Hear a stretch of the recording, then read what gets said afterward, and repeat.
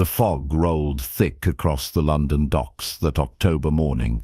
Miss Rosalind Wentworth stepped carefully over wet cobblestones, her worn cloak pulled tight against the chill. At 22, she carried herself with quiet dignity despite the modest circumstances that had brought her to this place.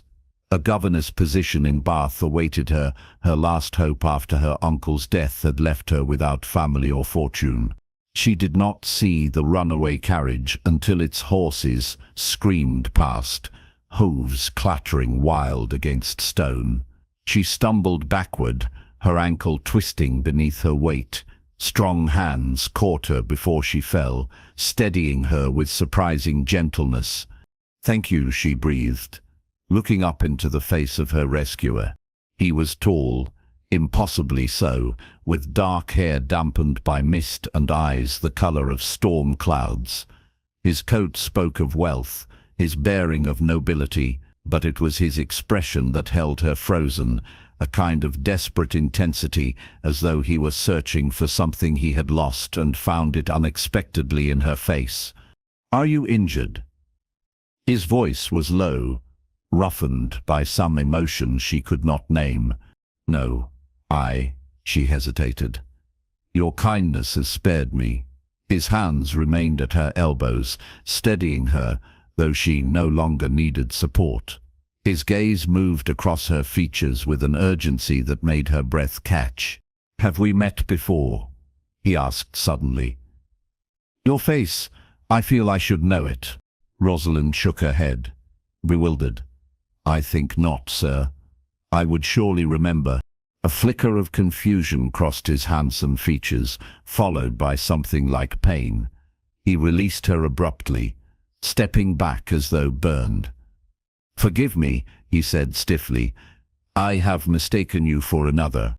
Before she could respond, he turned and disappeared into the morning fog, leaving Rosalind standing alone with her heart beating strangely fast and questions blooming like frost flowers in her mind. She did not know his name. She would not have recognized the crest upon his signet ring had she seen it clearly, but she would remember his touch for reasons she could not explain. The warmth of his hands, the way they had known exactly how to steady her, as though they had done so 1,000 times before. 3 months later, Rosalind stood in the grand entrance of Ashford Manor, home to the Earl and Countess of Ashford, whose 3 daughters required a new governess after their previous one had married unexpectedly.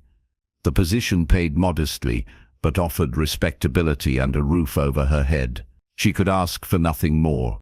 Mrs. Pemberton, the housekeeper, led her through corridors lined with portraits of stern ancestors. "The family is receiving guests this evening," she explained. "A small dinner party. You shall meet the young ladies tomorrow morning. They are spirited, but obedient enough with firm guidance." "I shall do my best," Rosalind assured her. Her room was simple but clean, tucked in the servants' quarters on the 3rd floor. Through the narrow window, she could see the formal garden spreading toward distant woods. As evening fell, she heard the sounds of arriving carriages, laughter and conversation drifting up from below. She did not attend dinner, of course. Governesses occupied that strange space between servant and family, belonging fully to neither. She ate quietly in the nursery, reviewing the lessons she would begin the following day. But late that night, unable to sleep in the unfamiliar room, she wandered down to the library. Mrs. Pemberton had mentioned the family did not object to servants borrowing books, provided they were returned undamaged. The library was dark, save for the dying fire in the hearth. Rosalind lit a candle from the embers and moved along the shelves, searching for something to calm her restless thoughts. She had just selected a volume of poetry when she heard voices in the corridor outside. The door opened. Rosalind froze, candle in hand, as 2 gentlemen entered, deep in conversation. "The investments are sound, Ashford," one was saying. "I have reviewed the documents personally. If you wish to proceed, I shall arrange the transfers tomorrow." Rosalind recognized the voice of the Earl, her new employer, but it was the second man who made her breath catch and her heart stumble. "I trust your judgment," the second man replied. His voice, low and commanding, was unmistakably the same one that had asked her on the fog-shrouded docks if they had met before. She shrank back into the shadows between the shelves, praying they would not notice her. The Earl moved to the sideboard and poured brandy while his companion stood before the fire, hands clasped behind his back. In the firelight, Rosalind could see him clearly for the first time. He was younger than she had first thought, perhaps 32, with strong features that might have been called handsome were they not so severe. The scar that traced his temple from hairline to cheekbone only added to his forbidding appearance. "You have been too long in isolation," Ashford said, handing him a glass. "Since the accident, you have barely shown your face in society." The other man's jaw tightened. "I have good reason to avoid society's scrutiny. They whisper enough already." "Nonsense. What happened was tragic, but no fault of yours. The physicians all agreed. The fever took her before help could arrive." A long silence followed.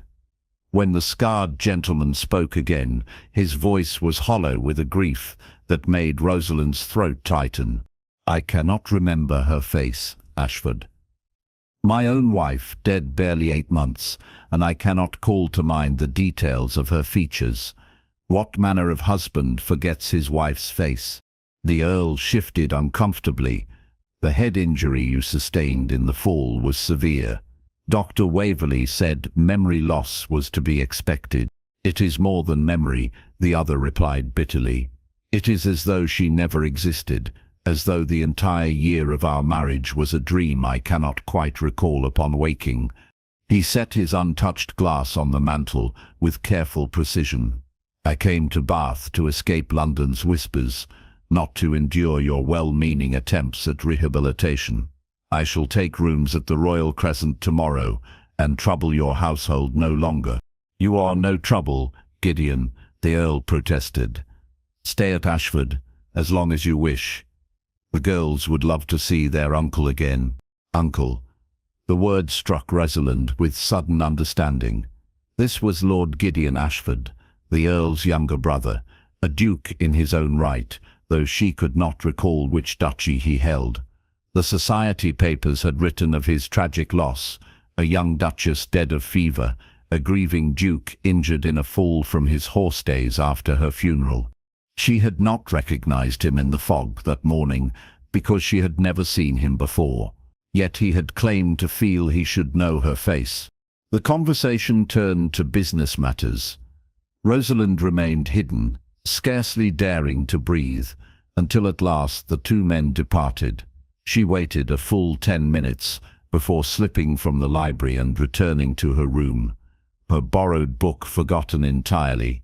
That night she dreamed of hands that caught her before she fell, of storm-colored eyes searching her face for answers to questions she did not understand.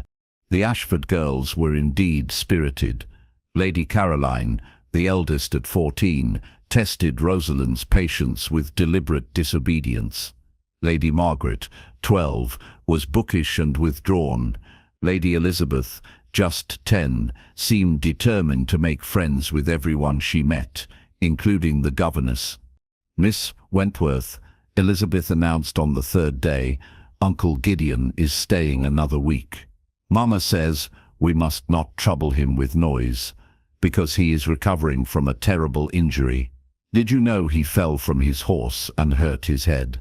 "I had heard something of the sort," Rosalind replied carefully, guiding the child's attention back to her arithmetic. But the Duke of Thornbridge, she learned his title at last, proved impossible to avoid entirely in a household that, despite its size, brought family and servants into frequent proximity. She encountered him in the morning room, where she brought the girls for music practice. He stood at the window, motionless as a statue, gazing out at nothing. "Your Grace," she curtsied, ushering her charges past him. The girls greeted their uncle with shy affection before settling at the pianoforte.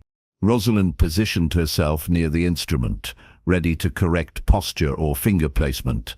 She was acutely aware of the Duke's presence, of how he had turned from the window to watch the lesson with an expression she could not interpret. When Elizabeth fumbled through a simple melody, Rosalind gently corrected her hand position. Here, she demonstrated, her own fingers moving across the keys with practiced ease. Like this. See? The Duke moved closer, his shadow falling across the instrument. Rosalind's hands stilled. "You play well, miss." He paused, waiting for her name. "Wentworth, Your Grace," she supplied, rising to curtsy properly. "I am governess to your nieces." Their eyes met, and she saw recognition flare in his gaze, not of her name or position, but of something deeper, something that made his brow furrow with confusion. "Have we met?" he asked, the same question he had posed in the fog. "Briefly, Your Grace," she admitted, her voice barely above a whisper. "Some weeks ago, on the London docks, you prevented my fall when a carriage passed too near." He studied her face with that same desperate intensity she remembered. "I thought I had dreamed it," he said slowly. "Your face. I have seen it in dreams since that day, but I could not." His words trailed off as the Earl's wife, Lady Ashford, swept into the room with the housekeeper in tow. "Gideon," she chided gently, "you are disrupting the girls' lessons. Come, we have matters to discuss regarding the charity ball." The Duke allowed himself to be led away, but not before casting one last bewildered glance toward Rosalind. That evening, she received a summons to the Earl's study, an unusual request that filled her with apprehension. Had she overstepped by speaking to the Duke? Was her position in jeopardy already? The Earl stood when she entered, his expression kind but serious. "Miss Wentworth, please sit. I wish to discuss a delicate matter with you." She perched on the edge of the offered chair, hands folded in her lap. "My brother," he began, "has suffered greatly this past year. The loss of his wife, combined with the injury that robbed him of many memories, has left him unsettled." Rosalind waited, uncertain where this was leading. "He claims to recognize you," the Earl continued, "to feel he knows you, though he cannot place from where or when. This is not unusual given his condition. The physicians warned us he might experience such confusion." "I understand, Your Grace," Rosalind said carefully.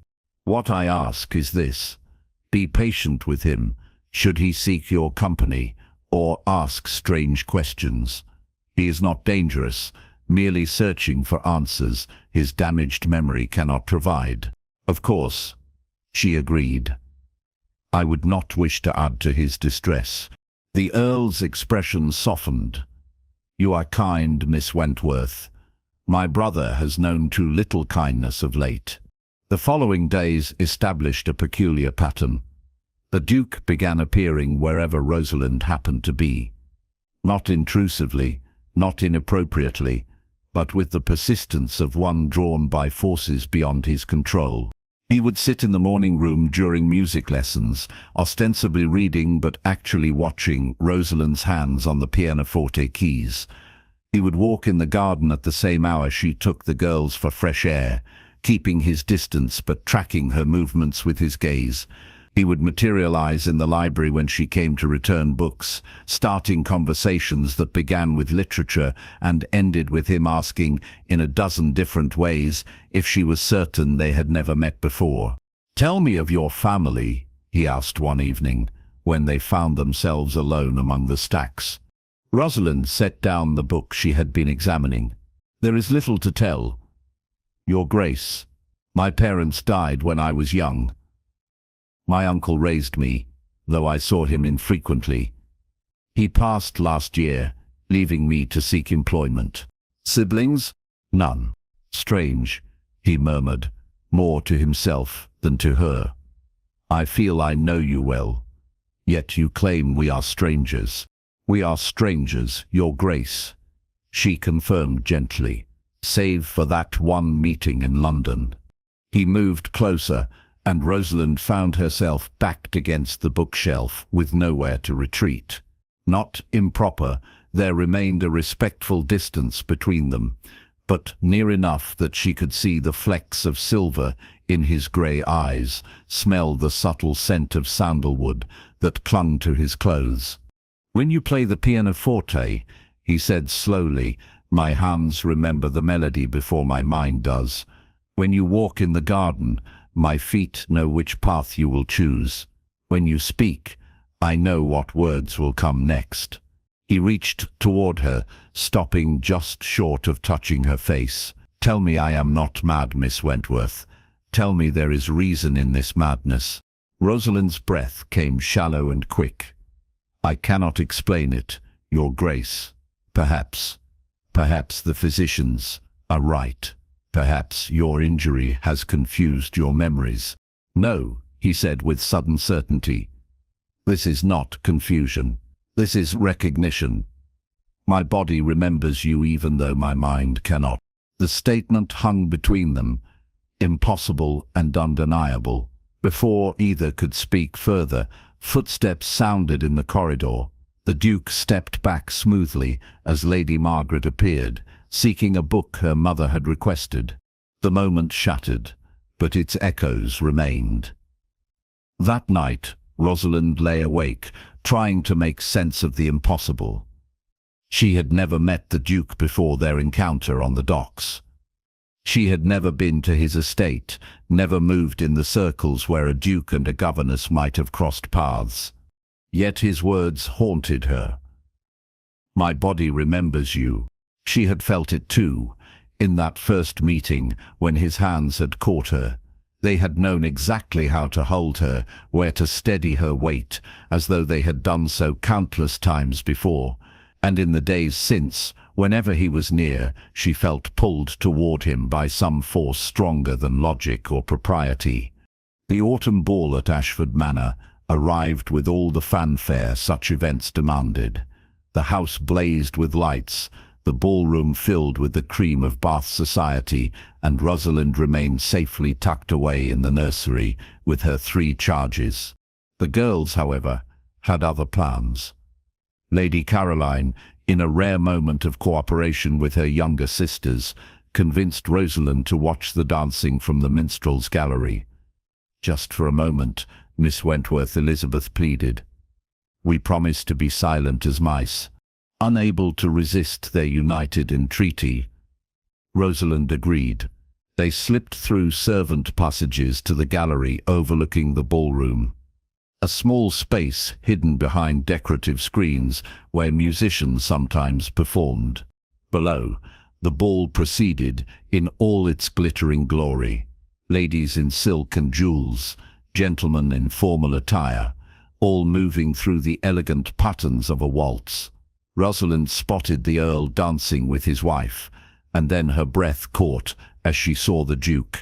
He stood at the edge of the ballroom, severe in black evening clothes, that scar at his temple visible even from this distance.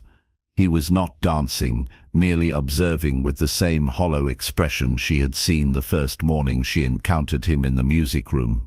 Lady Venetia Ashcroft, a widow of stunning beauty and questionable reputation, approached him with deliberate intent.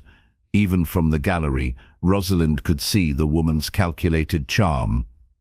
The way she touched the Duke's arm with proprietary familiarity. "Come walk with me, Gideon." Her voice carried upward. "You brood too much. What you need is distraction, not solitude." The Duke allowed himself to be led toward the terrace doors. As they passed beneath the gallery, Lady Venetia said something that made Rosalind's blood run cold. "Everyone knows you cannot remember her, darling. Perhaps that is a blessing. Now you are free to find someone who actually suits you. Someone who understands your particular needs." They disappeared onto the terrace, leaving Rosalind gripping the gallery railing with white knuckles. "Miss Wentworth," Lady Margaret whispered, "are you well?" You have gone quite pale. I am fine, Rosalind lied. Come, we should return before we are missed. But sleep eluded her that night. She kept seeing the Duke's empty expression, kept hearing Lady Venetia's cruel words about his dead wife. Everyone knows you cannot remember her. Near midnight, unable to bear the turmoil of her thoughts, Rosalind slipped from her room and made her way to the kitchen garden. The ball had ended, guests departing in a procession of carriages. The house settled into quiet, broken only by servants clearing away the remains of the evening's excess. She did not hear his approach until he spoke. You watched from the gallery. Rosalind spun to find the Duke standing in the shadows at the garden's edge. She had not realized he could see her there. The girls wished to see the dancing, she explained. I apologize if our presence was improper. He moved into the moonlight, his expression unreadable. You saw me with Lady Venetia. It was not a question. Rosalind nodded slowly. She was my wife's closest friend, the Duke continued, his voice hollow, or so everyone tells me. I have no memory of their friendship, just as I have no memory of my wife herself. He laughed, a bitter sound. I am told I loved her desperately, that her death nearly destroyed me, yet I cannot recall a single moment of our time together. Your Grace, Rosalind said softly, such loss is unimaginable. Is it loss if you cannot remember what you have lost? He asked. I mourn a stranger. I grieve for a woman whose face I cannot see even in dreams. The physicians say my memories may return eventually, but it has been 8 months and still there is nothing. He sank onto a stone bench, head in hands. Nothing except you. Rosalind's heart hammered against her ribs. Your Grace, I think perhaps you should retire. The evening has been taxing. He looked up at her, and in the moonlight she could see tears tracking down his face. When I close my eyes, he said roughly, I see your face. When I dream, it is your hands I remember touching me.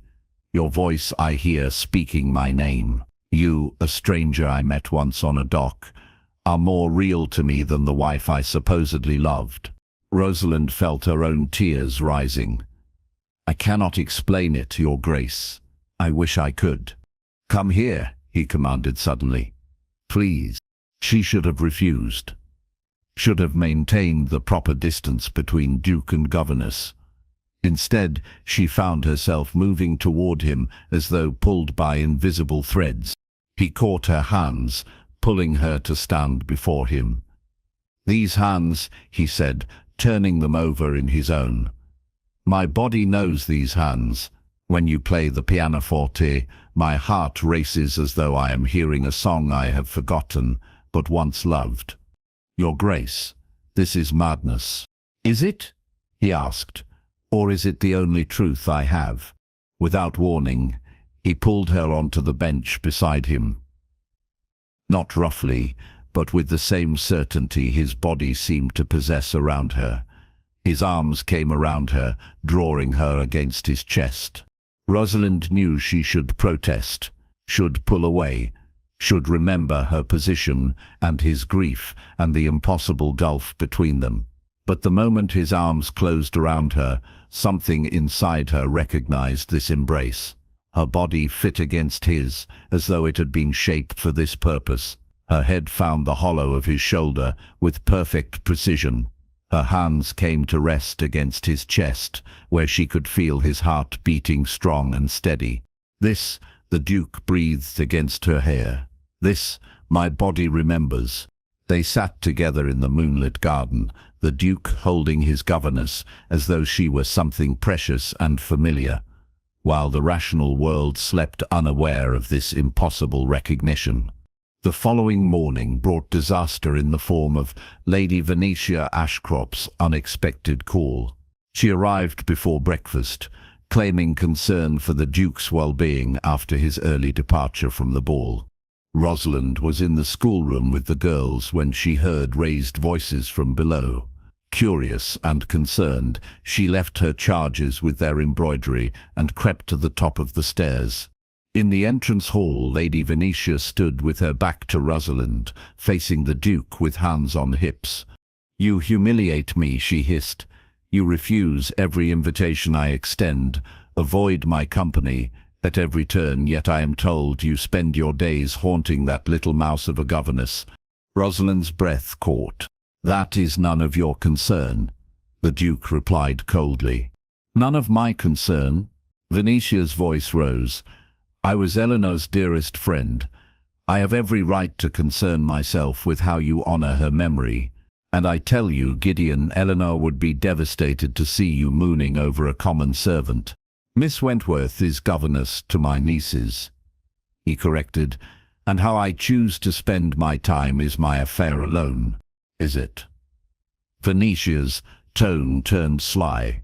"Does your brother know you have formed an attachment to the help? Does he know you were seen in the garden with her last night, alone, at midnight?" Rosalind felt ice flood her veins. "Who spreads such gossip?" the Duke demanded. "A footman mentioned it to my maid, who naturally informed me," Venetia replied smugly. "Imagine the scandal if word reached London. The grieving Duke of Thornbridge, barely 8 months widowed, carrying on with a governess. Your wife's memory deserves better." "My wife," the Duke said, his voice sharp as broken glass, "is dead, and according to you and everyone else, I loved her deeply. Yet I remember nothing. Nothing of her face, her voice, her touch. Nothing." He moved closer to Venetia, his tone deadly. "But I remember Miss Wentworth's touch, though I met her only once before coming here. My body recognizes her even as my mind cannot explain it. So forgive me if I seek comfort in the one thing that feels real in a world that has become nothing but shadows." The statement echoed in the hall's stillness. Then Venetia laughed, cruel and sharp. "You poor fool," she said. "You remember her touch because you are replacing Eleanor with the first woman who shows you kindness. Your mind is broken.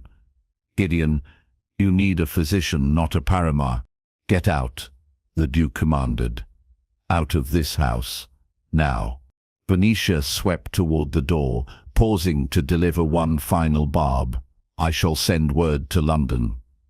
Of course, the Duke's behavior must be monitored by those who care for his welfare. Perhaps a period of rest in a private sanatorium would be best. The door slammed behind her. Rosalind remained frozen at the top of the stairs as the Duke stood alone in the hall, shoulders rigid with barely contained fury. "She is right about one thing," he said without turning, and Rosalind realized he had known she was there all along. "My mind is broken, but my body," his voice caught, "my body remembers you, and I do not know why." That afternoon, the Earl summoned Rosalind to his study once more. His expression was grave. "Miss Wentworth, I am afraid I must let you go." The words fell like stones. Rosalind stood frozen, waiting for him to continue. "Lady Venetia has made serious allegations," he said carefully. "Allegations I do not necessarily believe, but which I cannot ignore. The reputation of this household, and more importantly my brother's standing, must be protected." "I understand, Your Grace," Rosalind said quietly, though her heart was breaking. "When would you like me to depart?" "Tomorrow morning. I shall provide references and 3 months' wages beyond what is owed. You have done excellent work with the girls, but circumstances demand this action." Rosalind curtsied and fled before tears could betray her. In her small room, she began packing the few belongings she owned. Through the window she could see the Duke walking alone in the garden, his tall figure bent as though under great weight. That night, long after the house had settled into darkness, she heard her door open. She sat up in bed, heart racing, to find the Duke standing in the doorway. "Your Grace, this is most improper." "I know," he said, He did not enter, did not cross the threshold, but his presence filled the doorway. They are sending you away because of me, because my broken mind has fixated on you in a manner society deems inappropriate. It is not your fault. He laughed bitterly. Is it not? I have haunted you like a ghost, sought your company when I should have maintained distance. I have been selfish in my desperate need to understand why you feel familiar. Rosalind rose from the bed, wrapping a shawl around her nightdress. We have both felt it, Your Grace. This recognition, it makes no sense, but it is real. He stepped into the room then, propriety abandoned. In the moonlight streaming through the window, he looked younger, more vulnerable. Rosalind, he breathed her name for the first time. Tomorrow you will leave, and I will lose the only thing that has felt real since the accident. I cannot let you go without understanding why. He crossed to her in 3 strides and took her hands in his. Tell me, he demanded. Tell me we have not met before. Tell me I am mad to feel I know the shape of your hands in mine. We have not met, she confirmed, even as her fingers curled around his with perfect familiarity. I swear it, yet I feel it too. This recognition that has no explanation. His thumbs traced circles on her palms, and she shivered. When I touch you, he said softly, my body remembers something my mind cannot grasp, as though we have done this before, as though you belong in my arms. Perhaps, Rosalind whispered, in another life. Perhaps we knew each other then. He pulled her closer, until she could feel the warmth of his body through her thin nightdress. Perhaps, he agreed, or perhaps my body knows what my damaged mind has forgotten. He paused. What if you are not a stranger at all? The suggestion hung between them, impossible and intoxicating. But I never knew your wife, Rosalind protested. I never moved in such circles. I was raised in a small cottage in Cornwall, educated by my uncle. I have no connection to your world. The Duke's expression changed, something like hope flickering in his eyes. Cornwall, he repeated. When did you leave? 6 years ago, when my uncle secured a position in London as a clerk. Why? His grip on her hands tightened. My wife was from Cornwall.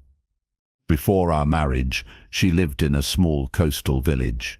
He stopped. I cannot remember its name. I cannot remember anything about her life before I met her. Rosalind's heart began to race. What village did you visit? I do not know, he said in frustration. I remember nothing of the year before my marriage or the year of my marriage itself. The doctors say the fall damaged that entire period of memory, but the Duke of Thornbridge would have no reason to visit a village in Cornwall, Rosalind said, and a governess would have no opportunity to meet a duke. Unless, he said slowly, you were not yet a governess, and I was visiting someone in Cornwall. Their eyes met in sudden, dawning understanding. No, Rosalind breathed. That is impossible, is it? He asked. You are the right age, the right coloring. My body knows your touch as though it has touched you before. His voice dropped to a whisper. What if the wife I cannot remember was you? The statement should have been absurd, should have been the ranting of a man whose mind was truly broken. But Rosalind felt truth resonate in her bones. I would remember being married, she said desperately. I would remember being a duchess. I would remember you. Would you? He countered. I fell from my horse and lost a year of memories. What if you experienced something similar? An illness? An injury? Rosalind's mind raced backward. 6 months ago, she had been terribly ill with a fever. Her uncle had tended her through weeks of delirium. When she finally recovered, there had been gaps in her memory, months that felt missing, though her uncle had dismissed her concerns as fever-induced confusion. I was ill, she admitted slowly. A terrible fever. I nearly died. When I recovered, I could not remember. She stopped. I could not remember several months. My uncle said it was the fever, that I had been working too hard and needed rest. When were you ill? The Duke demanded. Late spring. She struggled to focus. April? May? The dates were blurred. Eleanor died in April, he said. Fever. She was alone at our Cornwall estate. I found her too late. His voice broke. Or so I am told. I remember none of it. I only know that after her funeral I fell from my horse and woke with no memory of her at all. Rosalind felt the world tilting beneath her. This is madness, she whispered. How could I be your wife and not know it? How could you not remember me? The doctors said head injuries could cause such loss, he replied. But fever. He looked at her with desperate hope. Could fever do the same? Rosalind pressed her hands to her temples. She had gaps in her memory, months missing. Her uncle had been evasive when she asked questions, claiming she needed time to recover, that pressing for memories would delay healing. And she had no family to contradict his account, no friends to fill in the missing pieces. She had accepted his explanation because she had no choice. Your uncle, the Duke said urgently. Where is he now? Dead, she said. He passed suddenly last autumn. His belongings were sold to pay debts. I did not know he had. I found the governor's position because I had nothing left. The Duke paced the small room. If what we suspect is true, he said, your uncle somehow hid you after your recovery, claimed you as his niece rather than a duchess who had supposedly died. But why? Money? Rosalind suggested weakly. If I was declared dead, you would have inherited anything that was mine. I inherited nothing, he said. Eleanor had no fortune of her own. Her family had fallen on hard times before our marriage. That was why. He stopped.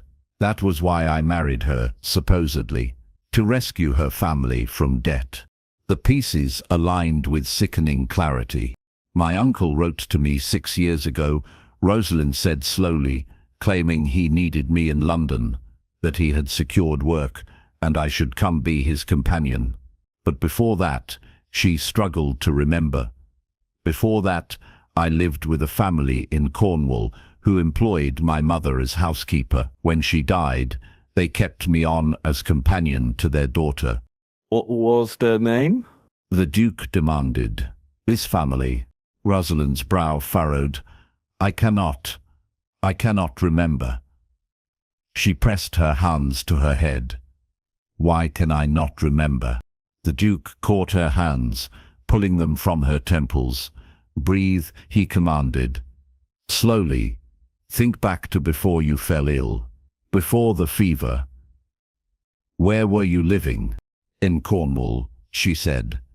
In a cottage, by the sea. She could almost see it. Stone walls covered in ivy, the sound of waves against rocks. There was a girl, a young lady I was companion to. She was to be married. To whom? His voice was urgent. A duke, Rosalind whispered. A duke who came to call. She looked up at him, and in his eyes she saw the same dawning recognition. A duke who asked me to walk with him in the garden, who held my hand beneath the roses, who kissed me in the moonlight while the waves crashed below. The memories flooded back, fragmentary and incomplete, but undeniable. Stolen meetings, secret vows, an elopement to the estate's chapel with only the vicar present. Her uncle's fury when he discovered his plans to marry her off to a wealthy merchant had been thwarted. The Duke's promise that he would settle any debts, that she would want for nothing. Then nothing. A blank space where memories should be. The next thing she remembered was waking in her uncle's London lodgings, weak from fever, her uncle's face swimming above her as he said she had been very ill, that she must not tax herself, that he would care for her.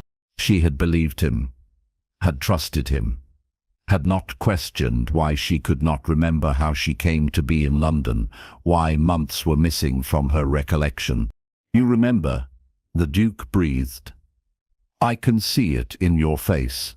"Not everything," Rosalind said, "but enough." She looked down at their joined hands. "We were married." He pulled her into his arms, holding her as though she might vanish. "I could not remember your face," he said against her hair, "but my body remembered your touch. These hands," he caught one and brought it to his lips. "These hands I have held before. This voice I have heard speaking vows." Rosalind felt tears streaming down her face. "My uncle stole my memories, stole my life. He must have learned of your supposed death," the Duke said. "Claimed you were his niece recovering from illness. No one would question it, because everyone believed Eleanor, his wife, was dead." "But why?" Rosalind asked. "What did he gain?" "We shall discover that," the Duke promised grimly. "But first, we must prove who you are." The following morning, instead of departing Ashford Manor, Rosalind found herself in the Duke's carriage travelling toward London. The Earl had been shocked by his brother's declaration that Miss Wentworth was actually the Duchess of Thornbridge, supposedly dead these 8 months, but he had agreed to accompany them to unravel this mystery. They went first to the offices of Mr. Thaddeus Wentworth, Rosalind's uncle. The man's former employer greeted them with suspicion until the Duke made clear his rank and intent. "Mr. Wentworth left his position rather suddenly last autumn," the employer explained. "Claimed a family emergency. He never returned. We assumed he had died, as we received no word." "Did he have access to funds?" the Duke asked. The man shifted uncomfortably. "There were irregularities in the accounts after his departure, a substantial sum unaccounted for. But as he was dead, we pursued the matter no further." The Duke and Earl exchanged glances. They proceeded next to the small lodgings where Rosalind had lived with her uncle. The landlady remembered them both. "Quiet folk," she said. He kept to himself. "She was sickly when she arrived, poor thing. Took months before she could walk without assistance." "Did he have visitors?" the Duke pressed. "One gentleman came frequently," the landlady recalled. "Well-dressed sort. They would argue behind closed doors. I heard shouting once or twice." "Do you recall this gentleman's name?" The woman shook her head. "But I remember he wore a ring with a crest. I noticed it when he paid the rent once in Mr. Wentworth's stead."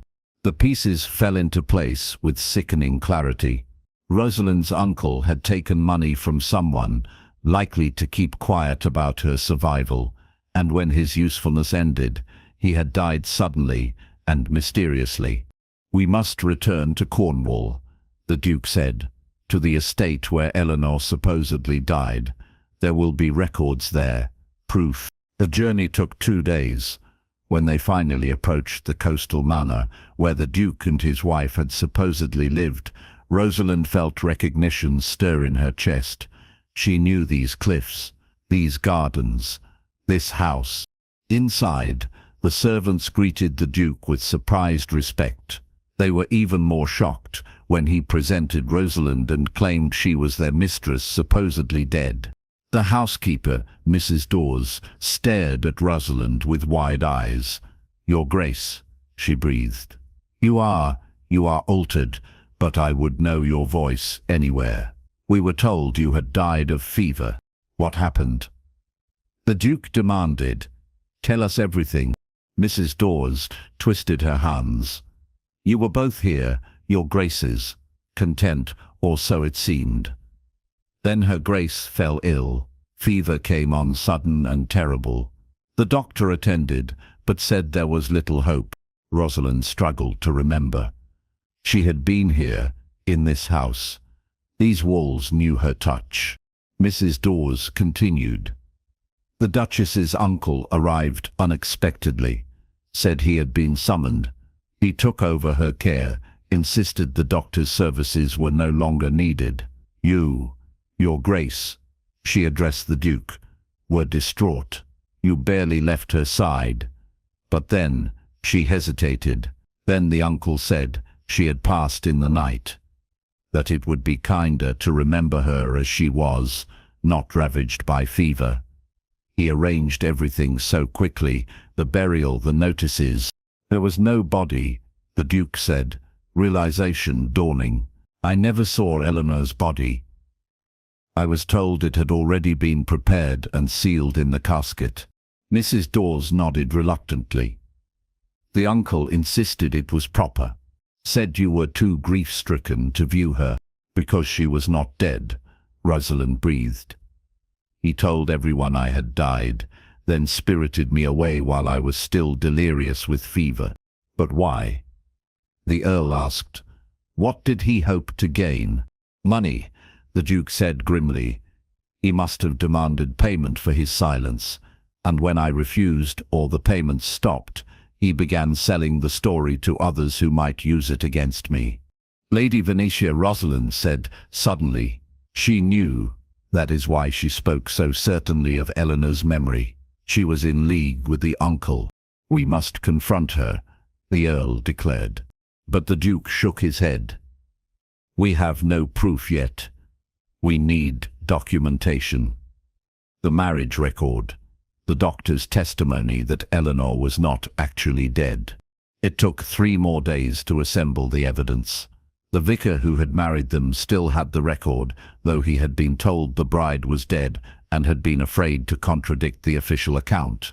The doctor admitted under questioning that he had been dismissed before the Duchess supposedly died and had been paid handsomely to remain silent about the irregularity. And most damning, they found letters in Miss Wentworth's lodgings, letters from Lady Venetia promising continued payment in exchange for his silence about the Duchess's survival. Lady Venetia had wanted the Duke for herself. When he married Eleanor instead, she had conspired with the bride's uncle to remove her rival permanently. The fever had been fortunate timing. They had used it to fake Eleanor's death, hide Rosalind away, and leave the Duke grief-stricken and memory-damaged, perfect prey for Venetia's schemes. But they had not counted on the Duke's riding accident erasing his memories so completely, nor had they anticipated that his body would recognize his wife when they finally met again, even though neither could remember the other. The scandal broke across London society like a summer storm. Lady Venetia was exposed and fled to the continent. Mr. Wentworth's death was investigated and deemed suspicious, though no one could prove murder. The Duke's marriage was verified, his wife declared alive, and society found itself with the most delicious gossip it had enjoyed in years. Through it all, Rosalind and the Duke remained at the Cornwall estate, piecing together the memories that had been stolen from them. Some returned in fragments, triggered by familiar places or scents or sounds. Others remained frustratingly out of reach. But what they had lost in memory, they regained in understanding. The touch that had felt familiar became beloved. The recognition that had drawn them together deepened into renewed affection. On the cliffs, overlooking the sea where they had first walked as courting couple, the Duke took Rosalind's hands in his once more. I could not remember your face, he said, but my body knew you, knew the shape of your hands in mine, the way you fit in my arms, the sound of your voice speaking my name. Rosalind smiled through tears. And I, she replied, could not remember our life together, but my heart knew you the moment you caught me on those docks, knew that I was home. He kissed her then, and in that kiss they both felt the fragments of lost memory less painful. What they had now was enough, more than enough. They had each other, alive and real, against all odds. The Duke of Thornbridge had not been able to remember his wife's face, but his body had remembered her touch, and that recognition had saved them both. As autumn turned to winter and winter to spring, the Duke and Duchess rebuilt their life together. The lost memories remained lost, but new ones took their place. They learned each other again, this time without secrets, without schemes, without the shadow of manipulation. And when the Duke held his wife's hand, when he drew her into his arms, when he kissed her beneath the stars, his body still remembered that this woman, this touch, this love was worth fighting for, worth remembering, worth everything. Some memories live not in the mind, but in the body, in the way hounds fit together, in the rhythm of heartbeats aligned, in the perfect familiarity of a touch that transcends reason and time. The Duke could not remember her face, but his body remembered her touch. And in the end, that memory was enough to bring them home. Did this tale of love lost and found again touch your heart? Subscribe now to journey with us through more stories of passion, mystery, and the unbreakable bonds that connect us across time and memory. Leave a comment below sharing your favorite moment. Was it the garden scene, the dawning recognition, or perhaps the moment when body memory proved stronger than lost recollection? Your words inspire us to keep creating these emotional journeys. Hit that like button if you believe some loves are too powerful to be forgotten, even when memory fails. And stay until the very end. Another breathtaking tale of Victorian romance awaits you next.